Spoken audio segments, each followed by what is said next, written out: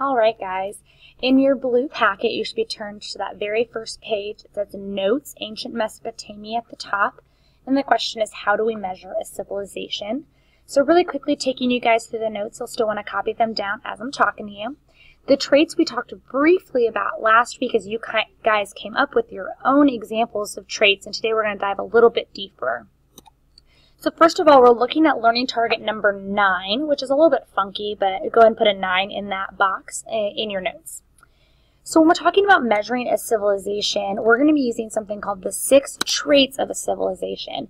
And this is going to help us break down a lot of information, help categorize it to make it easier for us to understand. It also helps us look for themes and patterns in history, which is kind of the whole focus of what we're doing. The first trait that we're going to talk about is specialized workers, specialized jobs, specialized skills, specialization, however you want to call it. But basically having a worker that's trained in a specific field. And throughout history, this is going to change, but you might even think about what your parents do for a living and that it has a skill that goes with it. So your parents had to train for that job or go to school for that job in order to do it. Having specialized workers allows us as a society to focus our time also on things that we want to do.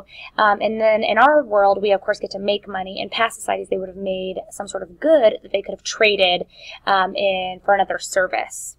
It also allows people to get really good at what they do.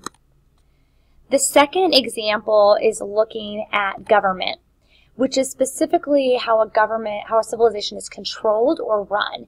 We also want to look at who has power in a society and who doesn't have power in a society. A lot of times governments in ancient societies aren't like 3 branches and you have a legislative and executive, but have one ruler and then a bunch of people below them that do work. However, this one ruler still has a lot of power and influence in how that society is run.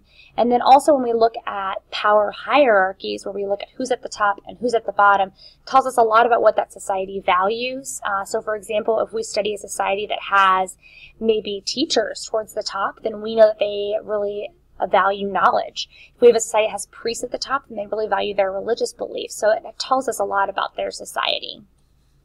The third trait of a civilization is cities. And now cities are not just the names of cities. In fact, I prefer when we focus more on features of cities. So what makes a city a city? Well, specifically, it's a hub. So it's a place where trade and migration goes through. So if you think about cities in our world, like New York City, for example, and San Francisco, those are important cities because those are hubs for trade and migration. Another feature about cities is thinking about what they have that makes them a city. So lots of buildings, maybe a planned city with organized streets and roads, public facilities, that kind of thing. The next trait of a civilization is religion, and this is the one that can be so different depending on the society that we're looking at. But really what we're focusing on is a belief about the world.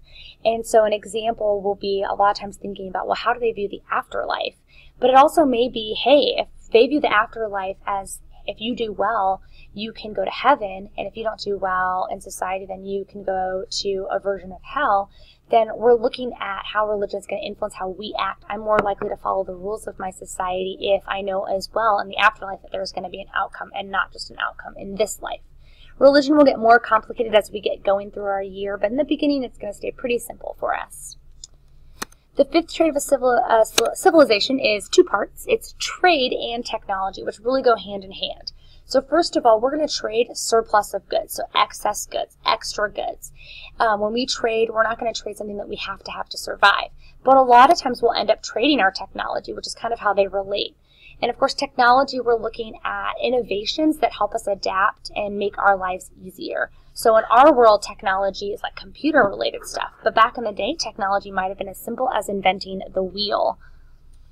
The 6th trait is a writing system, and this is the one that a lot of us struggle to come up with. And so the irony is that, of course, we're reading a writing system right now, and this information would be a lot harder to get if I was just talking at you and you had to copy it down as I was talking. So a writing system is not just a written language, but also specifically what we do with that language. So record keeping and writing stories and that kind of thing. And most importantly, an acronym to help us remember these traits of a civilization is 7th graders can rule the world. So 7th is specialized workers, G, graders, is government. C, can, is cities. R for rule is religion. T for the is trade and technology. And W for world is writing system. Now that you're done with notes, you're going to go ahead and get started on a foldable that's going to go in your notebook that's going to help you remember these traits of a civilization.